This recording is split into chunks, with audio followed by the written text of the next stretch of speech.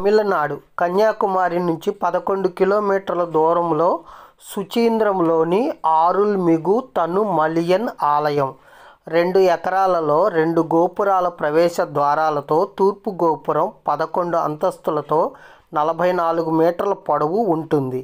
ఆలయంలో 30 ఉప ఆలయాలు ఉన్నాయి. ఒకే రాయితో చెక్కబడిన 4 సంగీత స్తంభాలు మరియు 1035 స్తంభాలతో నృత్య మందిరం ఉన్నాయి.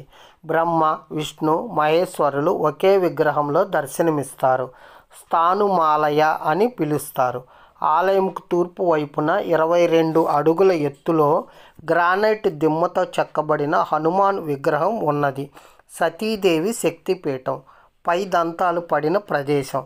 నవరాత్రి, శివరాత్రి, దుర్గాష్టమి మొదలగు ముఖ్య పండుగలు చేస్తారు.